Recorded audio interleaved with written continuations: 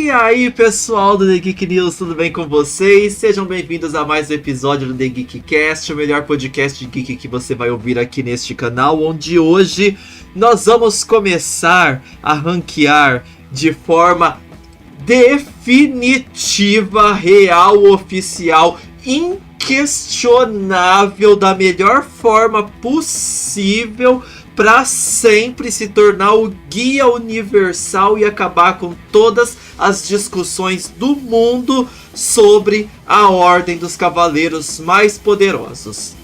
Só que é uma lista um pouco específica, tá? São critérios, né, para estar nessa lista. Tem que ser um inimigo dos Cavaleiros do Zodíaco. Então a gente vai fazer a lista dos top 30 inimigos mais poderosos. Então tem que ser inimigo. Tem que ser um cavaleiro que tenha nome e constelação. Tem que ter batido nos Cavaleiros de Bronze, pelo menos.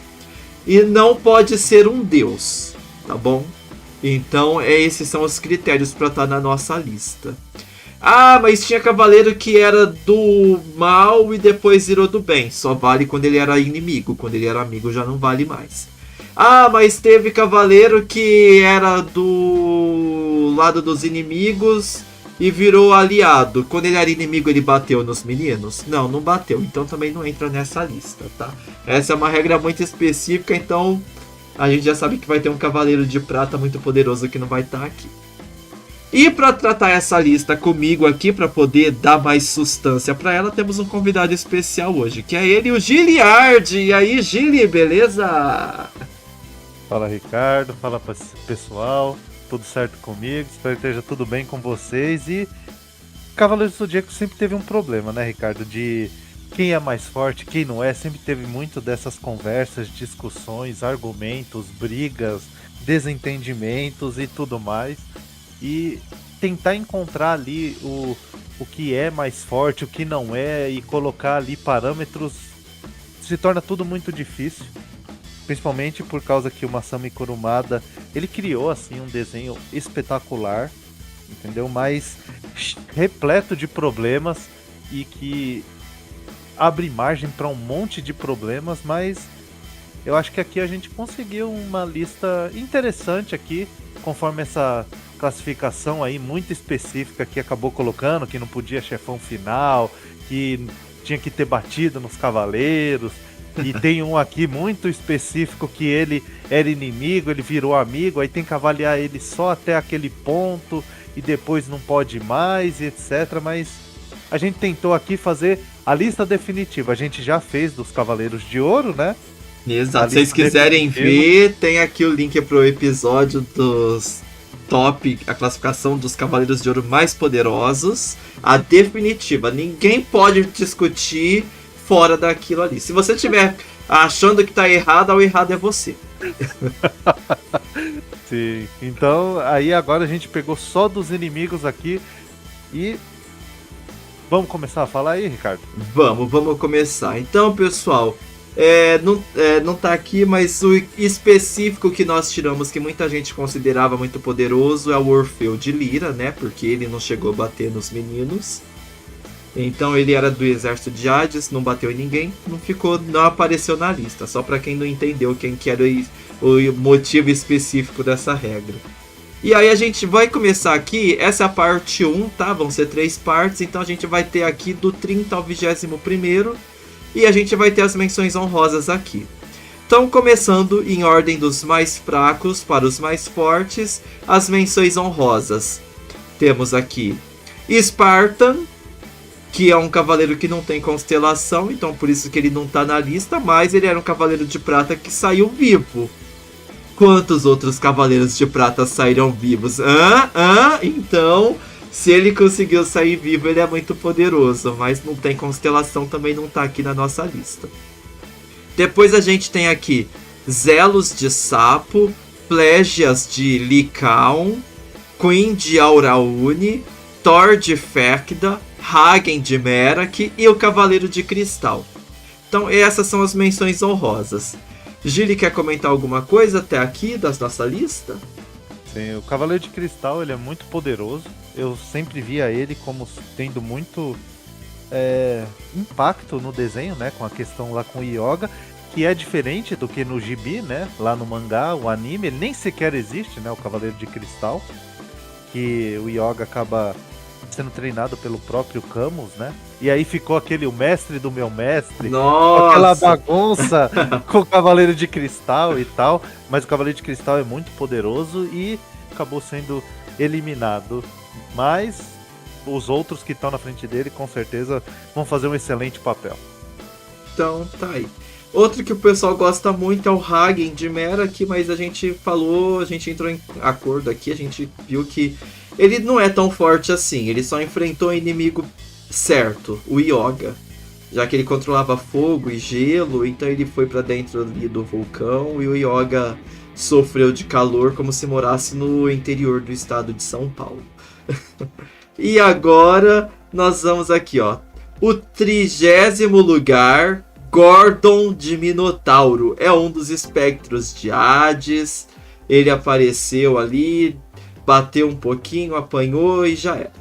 Algum comentário? Eu peguei aqui a informação, né? Ele é da Estrela Celeste do Cárcere. E ele acabou perdendo a luta no buraco lá do Muro das Lamentações. Sim. E lá que aconteceu, né? Pelos Cavaleiros de Ouro e tal. E o Shiryu deu um couro nele. Que pegou ele de porrada, não só ele, como o amigo dele também, que foi eliminado, que é o Queen de Aurauni, que foi 3. O Shiryu deu um couro em 3 ao mesmo tempo.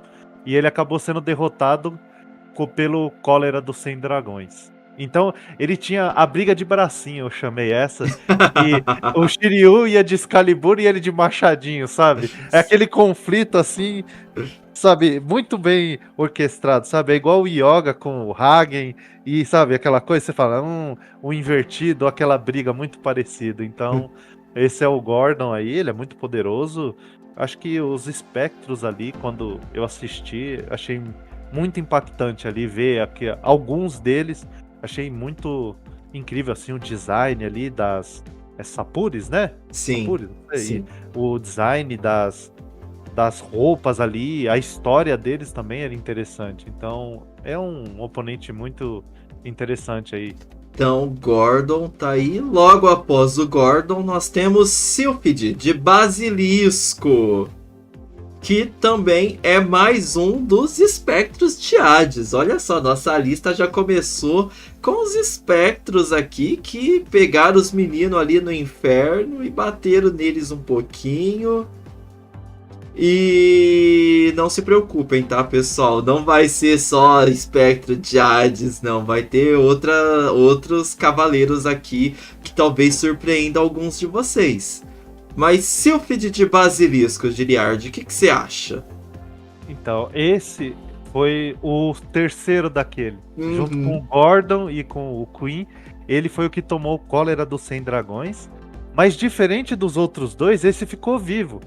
Só que ele foi atrás dos cavaleiros, né? E ele morreu de burrice. Ele poderia ter saído vivo, né? Em termos, né? Mas ele preferiu ir atrás dos cavaleiros. E por ele não ter, né, como passar pela dimensão, ele acabou sendo pulverizado lá e morreu. Ele morreu de burrice. Exato. Esse é o nosso Sylphid de Basilisco, morreu de burrice. Então vocês já viram que a nossa lista aqui, ó, tá bem embasada e tá fazendo sentido, né? Ó, o outro morreu pro Cólera dos 100 Dragões, o que sobreviveu à dimensão lá dos deuses. Então, ó, tá vendo? Por isso que essa é a lista final definitiva, sem revisão do STF. A próxima aqui da nossa lista, Asterion de Cães de Caça. Esse aqui pode ter gente que, né, pelo amor de Deus, espectro de Hades ali que tomou Cólera dos 100 Dragões e o Asterion. Gente, Asterion era um cavaleiro de prata muito poderoso. Vocês viram a coça que ele deu? É que ele não tava sozinho também, né? Mas bateu nos meninos, pôs os meninos pra chorar. Então, quem faz os meninos chorar mais é mais forte. Ele surge pra matar o Seiya, né? Um cavaleiro de prata aqui, ó, já uma mudança. E ele tortura a Marin. E ele tem um poder que ele consegue ler a mente das pessoas prevendo movimentos. Isso é Então, muito poderoso. É que assim, o que ele não foi bem aproveitado. Assim como mais uns 200 personagens de Masami Kurumada, né? Foi um subutilizado, mas era pro desenho ter acabado ali.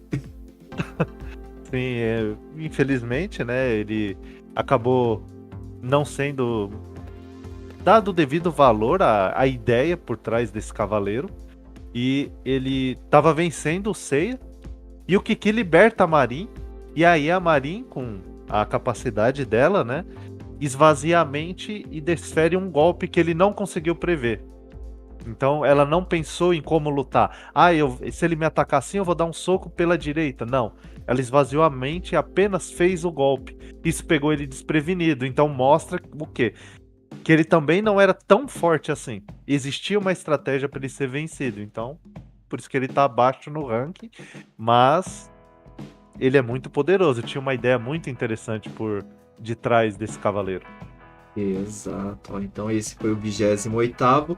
27º adversário mais poderoso. Um dos personagens mais bacanas. Que também foi mal utilizado porque ele foi colocado num confronto ideal para ele ser derrotado.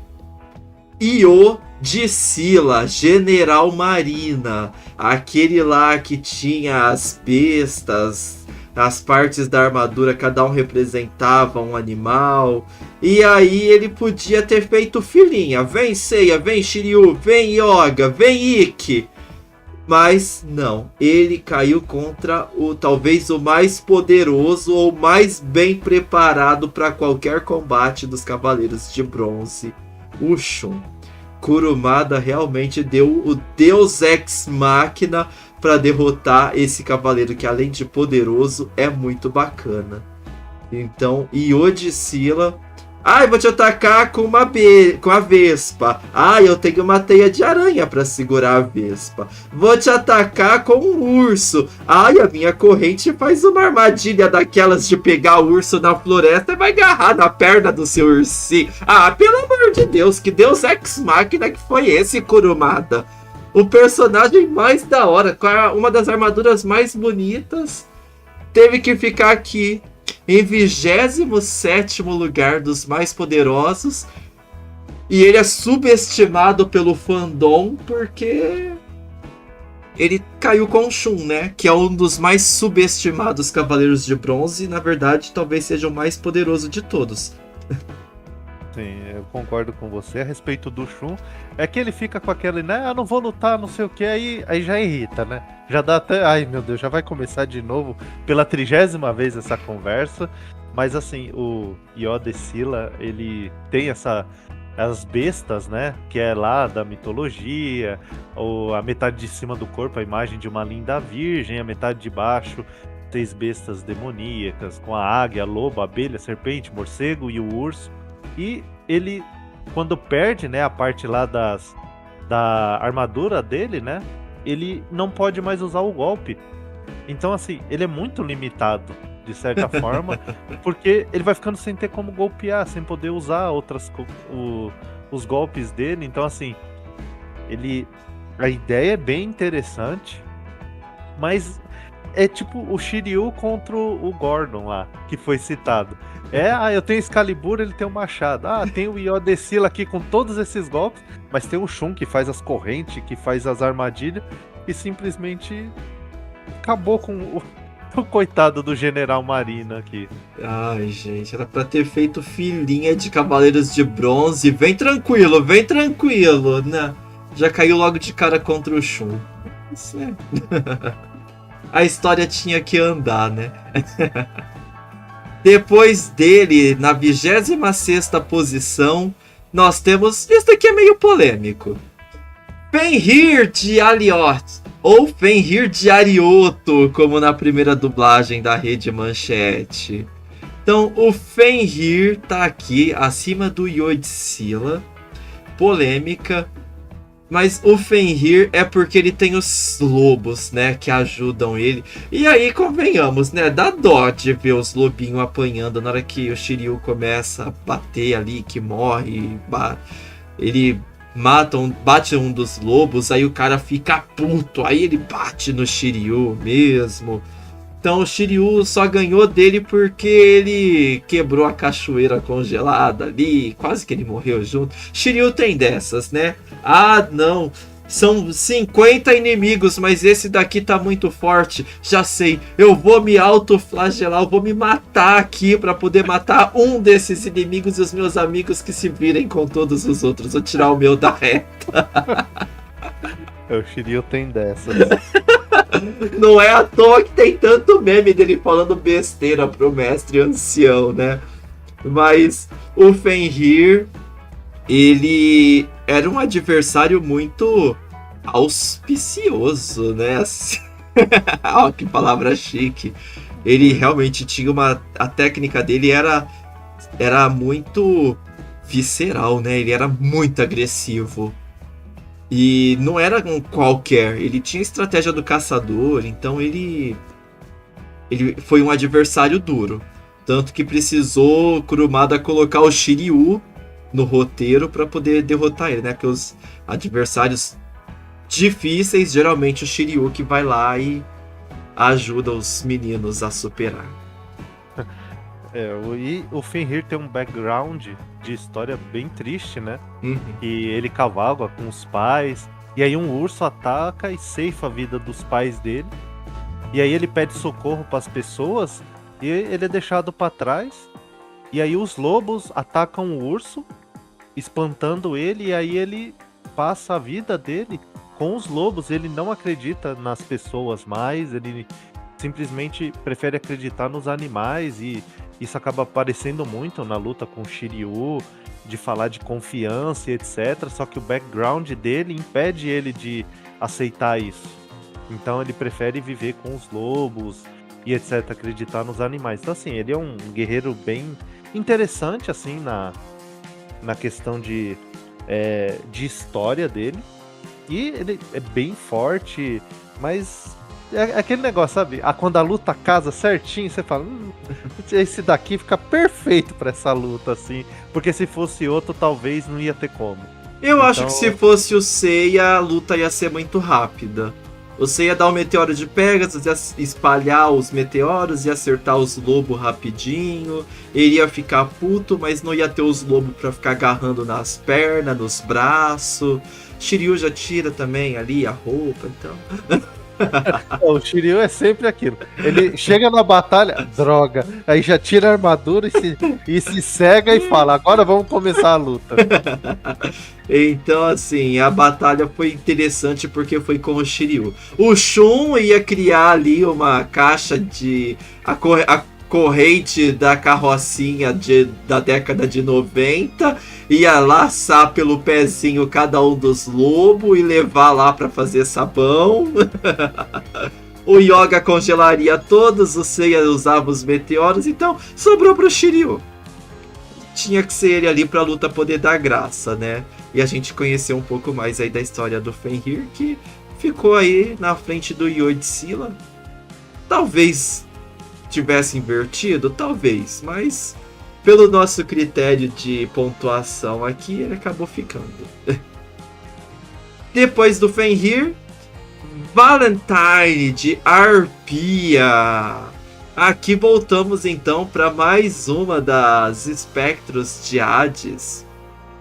Valentine, que tem aquele golpe rasante dela ali também, muito bacana. Parece personagem daquele filme de Lúcifer, dos Cavaleiros do Zodíaco, Beelzebub. Então, a Valentine não tem muito o que falar. Os espectros, eles não têm um background impressionante assim, então eles não têm muito o que falar. A luta que foi divertida ali, porque os Cavaleiros de Bronze já estavam fortes na época, o Canon tava lá ajudando a galera também, então ela tá aí porque ela pegou uma fase boa para poder ganhar uns pontos a mais. Apareceu, lutou, voou, cortaram as asinhas dela e ela foi de base.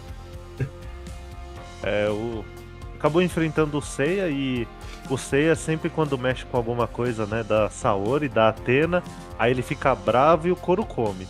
E ele tava lá no Cócito, tava congelado, e ele tava com a armadura de Athena e tentou passar uma conversa lá, aí ele é retirado de lá e a briga começa, e de repente quando vê que ele precisa entregar a armadura, né, ele recebe aquele plus na batalha, aí ele acaba vencendo o Valentine e é isso, né? O poder do protagonismo fala sempre mais alto a favor do Seiya.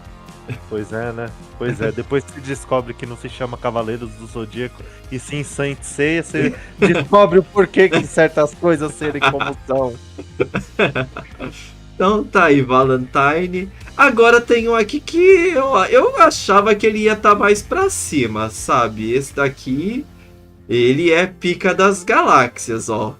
O 24º colocado, Algol de Perseu, Cavaleiro do Escudo da Medusa. Que eu acho que ele é o segundo ou terceiro Cavaleiro de Prata mais poderoso de todos. Se a gente for fazer só de Cavaleiros de Prata, tem ali o Orfeu. E aí talvez eu já colocaria o Algol logo em seguida, porque o poder do escudo da Medusa é algo extraordinário, muito apelão. E é aquilo que eu falo. Quando aparece um personagem muito poderoso, é o Shiryu que resolve. Do jeito dele, como sempre, né? Tirando a armadura, tirando a roupa e pela primeira vez, né, no mangá e no anime, se cegando. E isso porque já tinha congelado o Seiya e o Shun, hein? Já tinha petrificado o Seiya e o Shun. Quase que petrifica o Shiryu. E aí ia sobrar pro Yoga e pro Ikki resolver o resto da história inteira. Pois é, mas, né, ele aparece com... A cena dele aparece junto com a Aiolia, que tem 3 desertores, né? Sim. Saindo, aí a Aiolia dá uma conversada ali. E aí os desertores vão voltar, mas o Algol tava perseguindo eles. E aí eles falam, tá bom, pode passar, né? E aí passam correndo por ele e de repente eles viram pedra. Ah, ele faz aquela propaganda de shampoo da L'Oreal, né? Ele vira pra eles, assim, com o cabelinho passando pelo lado do escudo. Isso, aí eles viram pedra. Então, assim, ele já tinha derrotado o Shun e o Seiya, já tinha virado pedra.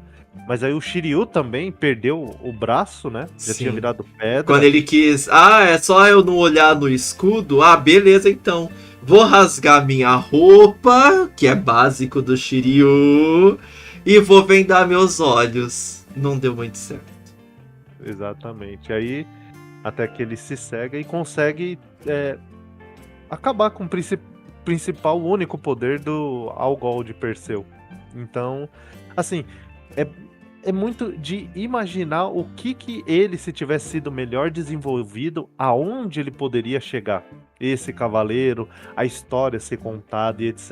E acabou ficando muito limitado nisso, que na luta ali já tinha vencido os outros e o Shiryu vai lá e derrota ele com cólera do dragão e é isso. Será que ele conseguiria transformar os Cavaleiros de Ouro em pedra? Aparentemente sim, né? Porque o escudo, segundo ele, o escudo da Medusa é capaz de transformar qualquer ser vivo em pedra. Porém, o escudo do dragão também era indestrutível, né? Então... tem essas coisas aí. Então, e também não se sabe se os Cavaleiros de Prata, eles conseguiriam evoluir os poderes, né? Porque a maioria dos Cavaleiros de Prata, tudo parece uns desocupados, sabe? Ah, seu Cavaleiro de Prata não queima Cosmo mais. Eles não elevam, a não ser o Orfeu, né? Mas o restante ficou ali, cheguei nesse nível e parou de treinar, sabe? Parece que ficou só por ali e é isso. Não queria sujar a capa. Pode ser. Mas ele tinha uma ideia muito boa e ele conseguiu feitos interessantes. O Algol de Perseu. Exato. Então... Tá aí, 24º colocado, Algol de Perseu.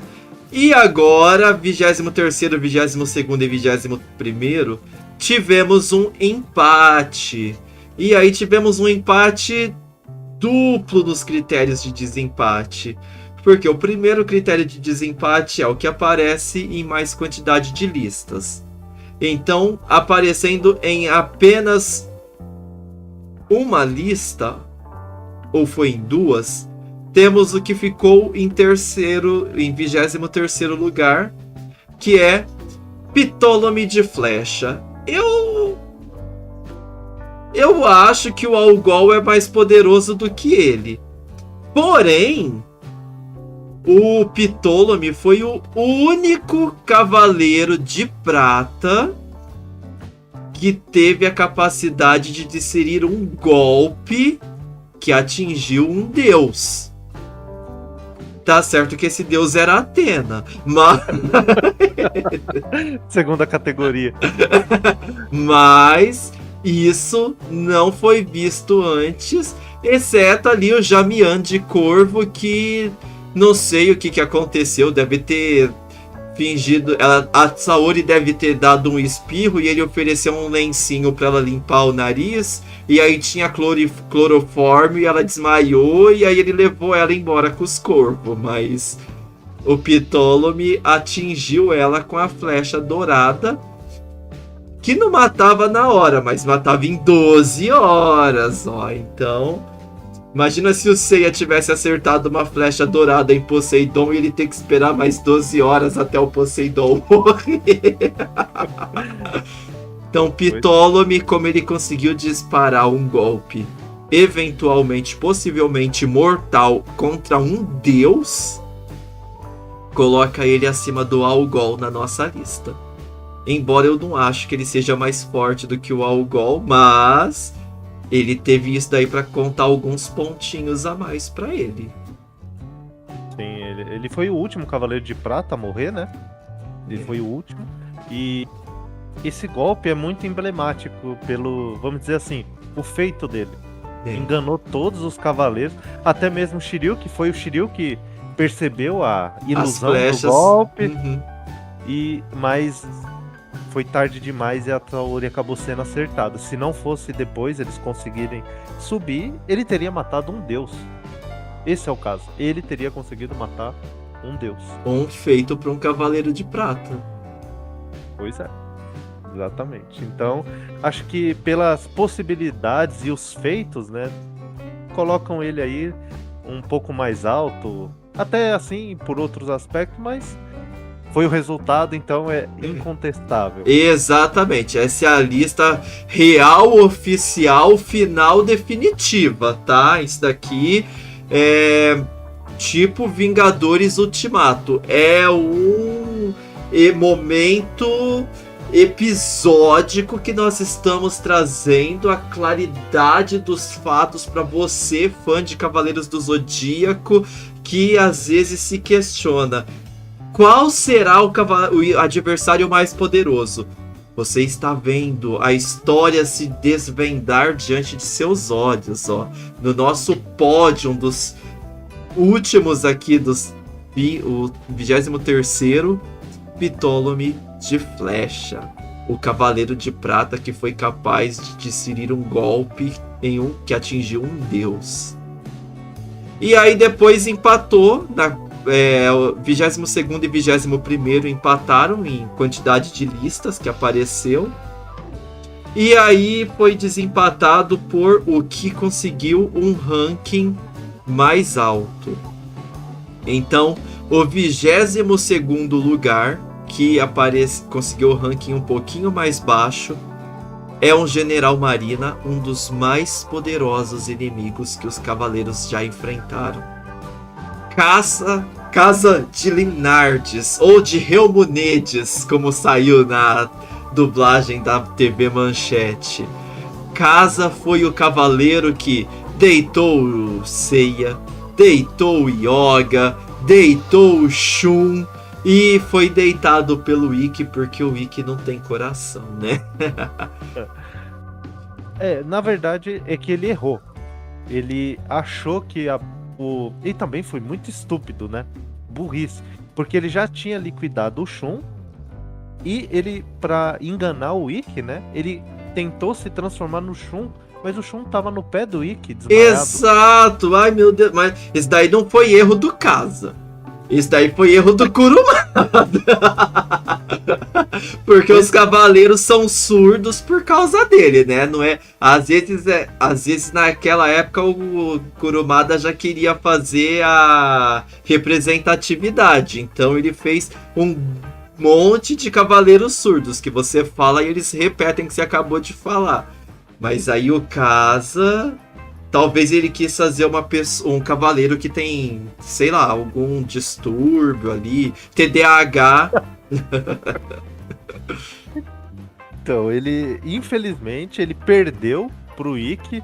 Possivelmente o Shiryu, se tivesse encontrado com ele, também tinha se ferrado, porque o Shiryu tem um apego muito grande com a Shunrei, né? Sim. Então, não ia ter como. E ele pegou o Ikki e ele errou a aparência. E depois, quando ele já tá derrotado pelo Ikki, o Ikki aplica o golpe fantasma lá nele, e ele começa a ver e fala, eu não tenho como me atacar, então, assim, infelizmente, ele errou, e ele se esqueceu de procurar melhor no coraçãozinho do Ikki, o nosso cavaleiro bruto, e ele encontrou depois, mas ele já era tarde demais, que era a Esmeralda. É essa a pessoa que ele deveria ter se transformado.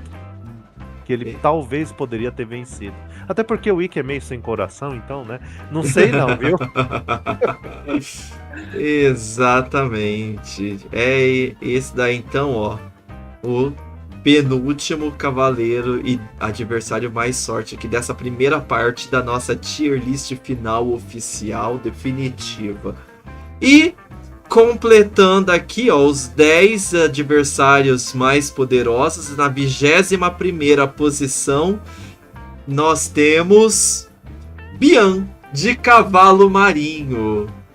O Bian, que é um cavaleiro general marina também, poderosíssimo, além de ter uma das armaduras que mais cumpre o papel de armadura, né? Que é proteger o cavaleiro, porque convenhamos, a armadura de cobra lá da Shine, a armadura de águia da Marin, aquilo lá pra ser chamado de armadura tá meio que sendo forçado. Agora, a armadura do Bian, aquilo lá protege mesmo.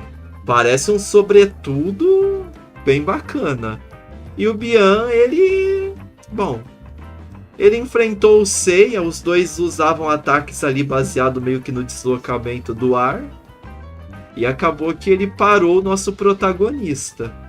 Até que o poder do protagonismo chegou. Sim, ele tem muita propaganda, esse Bian. Ele... Falam que ele é um dos mais poderosos, né? Aí entra aquela coisa, né? É um dos mais poderosos. Aí fala, nossa, outro mais poderoso. Aí todo mundo é um dos mais poderosos e os 7 são poderosos, né? Mas fala que ele era próximo dos Cavaleiros de Ouro, mesmo nível de capacidade, né? Dele. Mas, assim... Ele não transmite essa propaganda toda. Ele tinha um golpe legal lá de se defender usando... O turbilhão de ar, então, e chegava próximo da velocidade da luz, essa defesa dele. Sim. Porém, né, o Seiya já tinha enfrentado adversários muito poderosos, Cavaleiros de Ouro de extremo poder, então assim, o Seiya já vinha com bagagem nesse caso. Então, nesse tipo de luta assim, o Seiya... Inclusive a bagagem de uma armadura que no meio da luta, do nada, pela primeira vez brilhou dourado, né? E ajudou ele a vencer. Então, a armadura que, se eu não me engano, foi banhada pelo sangue do Aiolia no anime. Então, desses detalhes eu não me lembro, mas... Aqui o Bian acabou sucumbindo e ele é muito poderoso, ele tem essa ideia das defesas aí, etc. E eu acho ele mais forte que o Casa mesmo. E quando começa a subir assim o ranking, né, vai sobrando uns cavaleiros, ou uns espectros, ou uns generais marinas bem fortes. E o Bian, ele é realmente muito forte. é muito forte. Então, pessoal, aqui vamos encerrando a nossa primeira parte dessa lista definitiva dos adversários mais poderosos dos Cavaleiros do Zodíaco. Então, tivemos aqui as menções honrosas e os 10 últimos dos 30. Então, do 30º ao 21º, ficou Gordon de Minotauro, Sylphide de Basilisco, Asterion de Cães de Caça, Io de Scylla, Fenrir de Aliote, Valentine de Arpia, Algol de Perseu, Ptolemy de Flecha, Casa de Linardes e Bian de Cavalo Marinho. E aí, vocês acham que esses daí são... Dá pra ser top 30 adversários mais poderosos dos Cavaleiros do Zodíaco? E quem será que não tá aqui que tá pra cima deles, hein? Vocês querem dar o palpite? Que semana que vem sai a parte 2, onde nós vamos do 20º ao 11º. E só para antecipar aqui para vocês, tivemos mais um empate. Eita! E aí, Giri, o que você achou da lista? O que você quer comentar? Bem, eu gosto de diversidade, assim, da questão que a gente conseguiu pegar os inimigos de vários momentos, né? Os espectros, cavaleiros de prata e o pessoal aí, os marinas de Poseidon. E também lá os Asgard. Então, tivemos aí... colocando, né? Não foi só colocado os espectros lá em cima ou só os cavaleiros de prata lá embaixo, né? Do começo. Então a gente faz aí uma ideia de onde eles poderiam ter chegado, quais foram os feitos. Ah, mas ele durou 10 segundos, mas o Masami Kurumada escreve uns roteiros muito ruins, tem personagem subaproveitado, ou tem personagem muito aproveitado, sabe? Depois dessa tier list, a gente vai criar top 250 personagens mais mal aproveitados de Cavaleiros do Zodíaco. Pois é, né? Então, infelizmente tem alguns, mas a gente faz a ideia de onde poderiam chegar, o que fizeram e o quão interessante é aquele personagem. Então é isso, eu acho a lista adequada aí e coloca um ponto final aí nos inimigos, claro, tirando Cavaleiros de Ouro, os chefões finais. Ah, o Hades é mais forte. Mas ele é o chefão final, aqui a gente tá pegando só os capangas ali, e não o chefão total. Também não podia o Saga e etc. Então, fizemos aqui uma lista com pontuação, com inclusive, o pessoal diz, mas por que não podia o Saga? Porque o Saga, ele era Cavaleiro de Ouro, então não podia ser Cavaleiro de Ouro, senão a nossa lista ia estar cheia deles, né? Já que eles são os cavaleiros mais poderosos, então a gente tirou eles para poder permitir essa diversidade.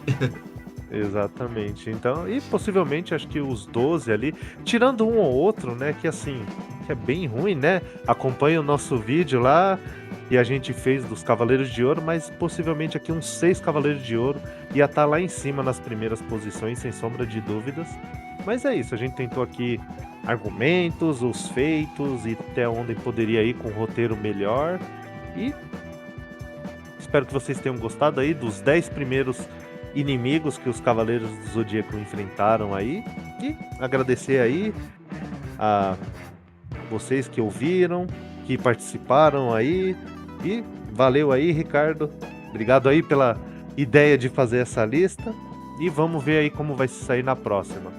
Até uma próxima vez, pessoal. Tchau, tchau. Valeu, Giliard, valeu vocês que acompanharam a parte 1 dos top 30 maiores adversários dos Cavaleiros do Zodíaco, a lista aqui que a gente tá criando para celebrar os 30 anos da estreia do anime aqui no Brasil, se vocês não tinham percebido.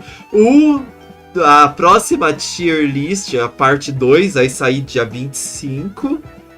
É dia 25 mesmo? É dia 25.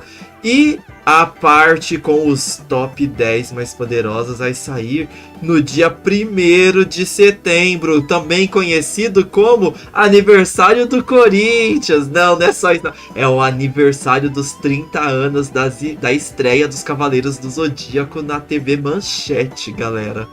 Então, no dia do aniversário, os parabéns vai ser cantado ao som da conclusão. A solução para todas as brigas e o apaziguamento de todo um fandom. Quando nós do The Geek News vamos revelar para todo mundo a classificação dos 10 inimigos mais poderosos em definitivo. Onde nunca mais vai ter discussão sobre isso em todo o fandom e no universo de Cavaleiros do Zodíaco. Agradeço a presença de todos, é um prazer fazer esse conteúdo aqui para vocês. Lógico, bastante humor, bastante brincadeira, bastante ironia. Mas levantamos aqui argumentos que esperamos que vocês concordem com a gente, de que pelo menos alguns desses cavaleiros realmente são muito poderosos, poderiam ter feito grandes coisas, melhores do que foi apresentado, só não estavam num dia muito bom ou o roteiro do Kurumada que não favoreceu eles adequadamente. Deixa aí deixa aqui embaixo quem vocês acham que seria do 21º ao 30º adversários mais poderoso, ou deixa sua lista com 30 nomes aí, e semana que vem volta aqui dia 25 para poder acompanhar mais 10. É isso, pessoal, um abraço e nos vemos na próxima. Tchau, tchau. Destruição máxima!